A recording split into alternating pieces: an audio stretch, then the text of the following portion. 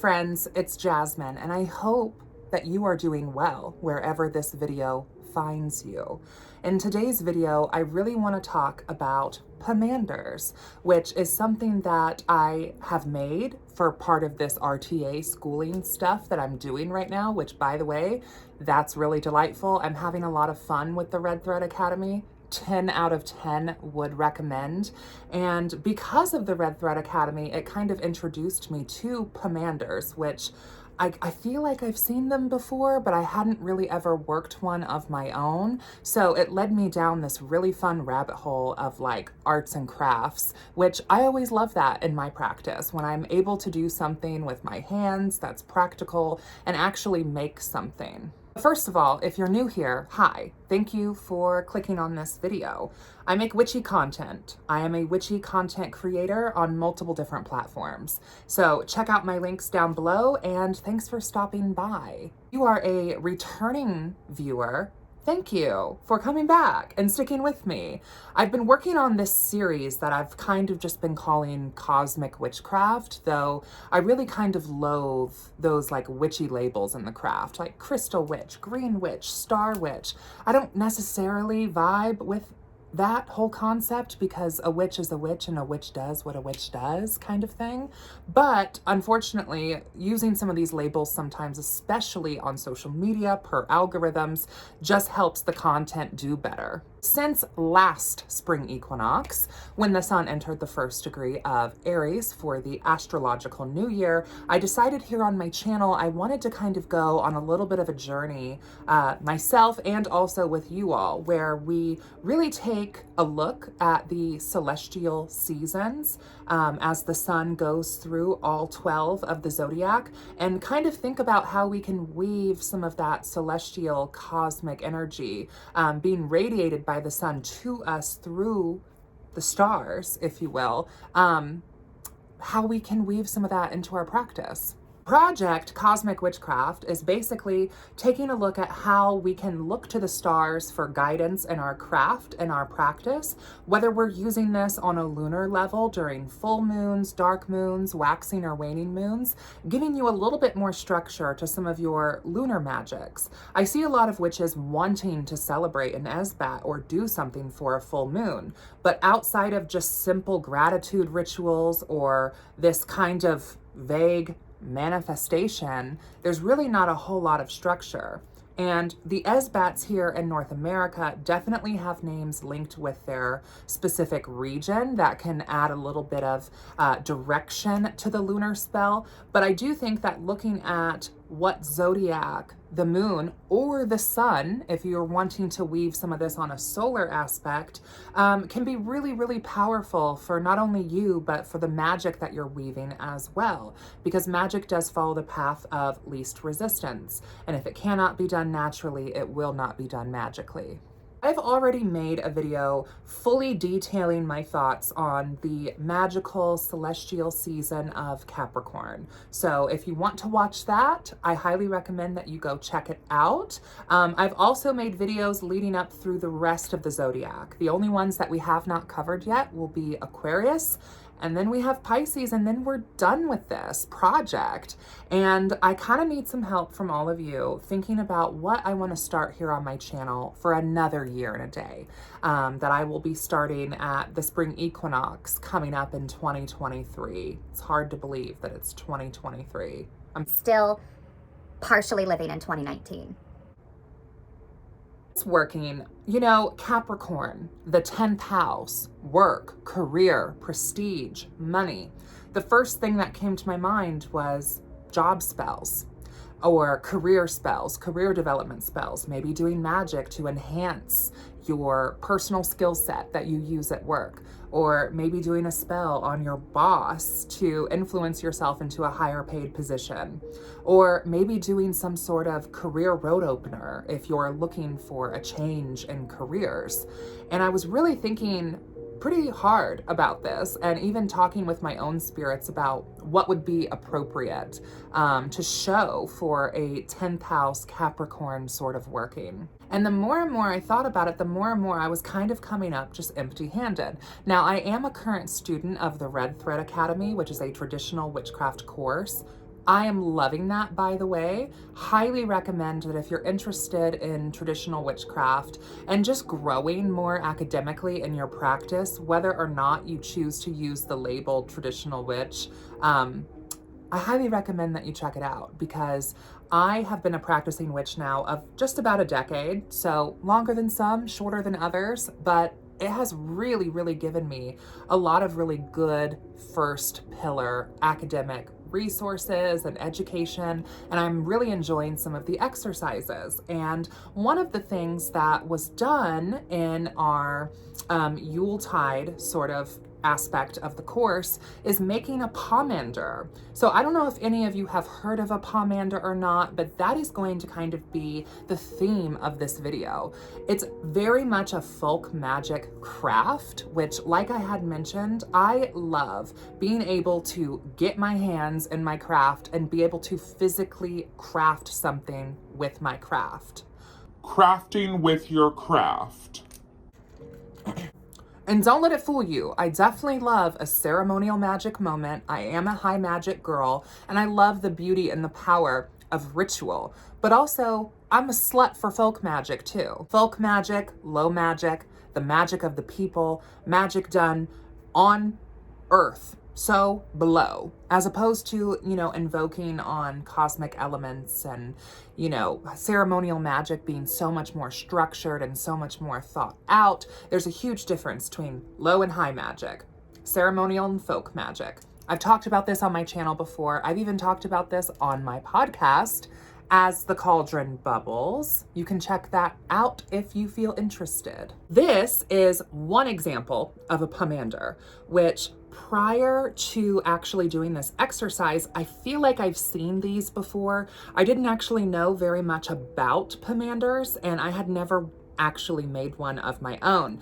Now, sticking things inside of fruits or vegetables, weaving them, tying them up, yes, I'm familiar with that concept. You can check out my Lengua video if you're curious about that. Pomanders are a craft that are typically created at some point during the winter. A lot of people will make them beginning of December, even during still Sagittarius season. But they're kind of like a solstice activity as well. And it was part of our activity in the Yule RTA. And I was really excited to make one. And I know that they can be used as like ornaments on trees or just decorative ornaments, but they also kind of serve as talismans in their own way. So essentially the history with pomanders is that in the medieval era, Middle Ages, pomanders were used because they were thought to repel against disease, pestilence, sickness, the plague, bad vibes, bad juju, like negative stank-ass energy.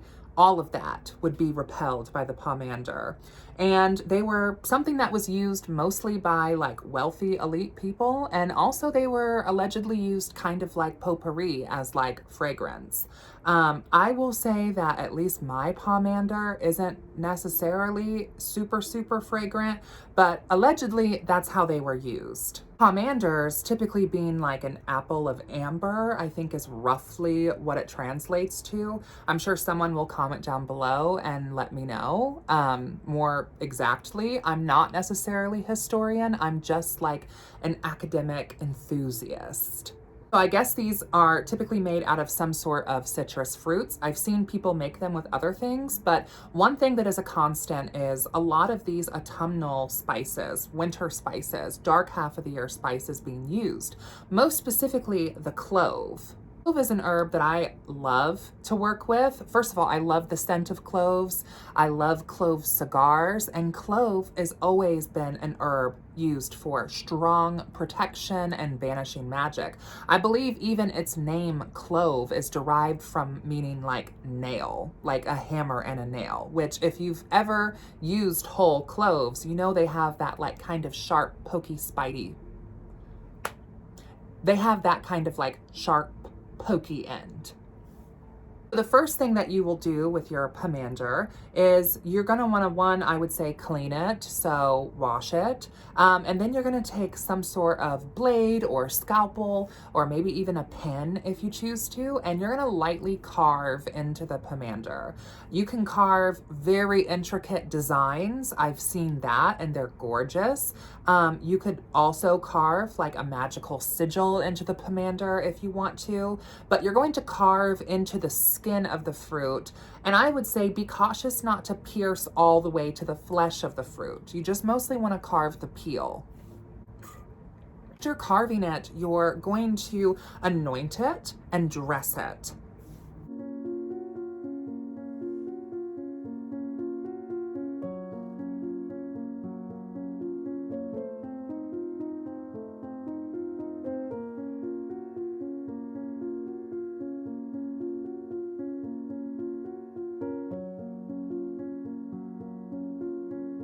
This is something that consecrates the item and really makes it magical, because the magic and the power does come from the witch. We are the ones making objects magical. So I personally chose to use like a mix of essential oils, and I kind of rubbed that all over the pomander, and then I rolled it in cinnamon, like loose cinnamon and nutmeg, but you can definitely use any spices of your choosing. Those sort of like pumpkin pie spices, I think, are kind of the most traditional. And these spices that you're using are all supposed to bring in good health, prosperity, and protection during the winter time, and also protect yourself and your home from pestilence entering. Once you've oiled the pomander up and you've rolled it in your herb mixture of your choosing, you're then going to pierce the flesh of the pomander with your cloves. Once again, just like the carving of the pomander, I've seen some really intricate, beautiful designs. If you just Google search pomander or look on Pinterest, you will find some really, really cool designs that people have done. I didn't have that sort of patience when I was doing mine, and I'm a little bit more chaotic, and I like to consider myself a very creative person, and I think that I'm unconventionally artistic in many ways, but I wouldn't necessarily call myself a traditional artist. So I did not do a crazy, intricate, beautiful design, but by all means, if you do, I would love to see what you come up with. And then once you do that, you're going to tie some thread to it and kind of almost make a faux macrame-like cage for it. And then you can hang it and kind of just let it dehydrate on its own. I've heard of some people dehydrating them more quickly in the oven. I did not do that. I just kind of did it the more traditional method, which is where you just let it preserve itself. There's something sciencey wise that happens with the cloves and the citrus, I believe, to where it kind of helps preserve the fruit. Once again, this is what mine looks like. And like the peel of this is now like rock hard, and it also kind of shrunk a little bit. This was a rather large orange, which after having made my pomander and also getting some of my friends in on this arts and crafts, I saw that traditionally the pomanders were with the really small ones. So maybe it would be more fragrant with a smaller one. I'm not really sure. I know that pomanders as well were kept in like little cages and were carried by the person having the pomander, and it was thought to make them smell better and also protect them. So I don't really see a giant orange like that really fitting in a cage, and I'm also not sure if oranges were even that big when pomanders were initially being crafted. So this is definitely a very low magic, folk magic craft. And if you wanted to add some ceremony into it, you could light some candles, you could invoke the constellation of Sagittarius or Capricorn, and you could even carve some of those runic symbols into it. The 10th house involves work, so maybe this pomander could specifically be charged for helping you not miss work due to sickness, or bringing good money and finances to you, bringing prestige to you and into your home. I will say that I had a lot of fun making this with my friends. We kind of turned it into an evening where we had a couple cocktails, sat around the table together and made our pomanders, and it felt to me like a sense of holiday cheer, of spending time with good friends and making something together, sharing about our lives together as we made the Pomander. I feel like that kind of made this magical. And I'm lucky enough to not only have friends, but also coven mates where we're able to weave these kind of things together and share these experiences together. I did want to ask some of you about what my next vernal equinox starting project should be.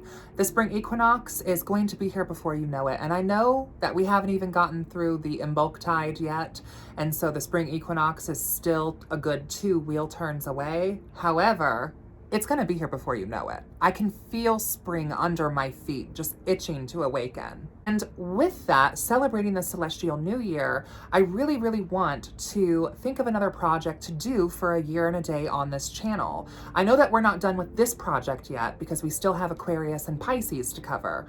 But once I've covered those, this project will be coming to a close. And I've made almost 2 videos every celestial season talking about the magic of that celestial season, and then another video talking about how to incorporate that into your practice. So if you're interested in some of those videos, feel free to check some of that out here on my channel. I'm not really sure what ideas I have yet for a spring equinox year and a day sort of project on my channel, but I know that for me, having some sort of routine or something on the calendars can be really helpful. For one, when I'm having creative blocks and I'm not sure what to make content about, but 2, to also give this channel a little bit of structure. I like the idea of just kind of keeping things open-ended and maybe doing like a day in the life once a month, sort of like where I take the camera around with me and vlog things that I'm doing and just kind of talk casually. But I almost feel like that might be too open-ended for my like OCD like brain. Like I want something more to focus on each month. So then that led me to think that maybe I would do some sort of SBAT thing where I would share with you my personal workings during the full moon and share with you my personal interpretations of these SBATs based off of my geographic location. And so I'm kind of leaning towards that, but I also kind of want to do like the come with me sort of vlogs too. So I'm not really sure. If you have any other ideas or suggestions, please comment them down below and let me know, and tell me what you think of maybe us doing like an SBAT thing together, because I think that could be really fun. And I think it would be really fun to see some other creators get in on it as well. What are you doing for the wolf moon? What are you doing for the hare moon? I would love to know what you are doing for those moons and how you are celebrating those moons. Do we even call them by the same name? And if we don't, what name do you use to refer to those moons? You have a Patreon and my link is down below. So if you're interested in supporting me in a more direct way, you can check that out. I plan on adding some new things to the Patreon soon. So also, please make sure to subscribe to my channel and make sure that you hit the bell. That way you can get notified whenever I'm doing anything on here. I'm also really excited about my Daughters of Cain show with my co-host, Australia. I hope that you guys have been enjoying that. I know that we've been having a lot of fun live streaming together, and we're definitely looking for some guests to come on our show as well. So if you're a creator and you're interested in having an infernal hangout kiki with the dolls, please comment down and let me know. I think that's going to be the end of this video. Thank you guys so much for watching. Once again, I hope wherever you are, wherever you're watching this from, whenever you're watching, because this YouTube thing is kind of like a weird wibbly wobbly time machine where you're watching me in the future and I'm talking in the present.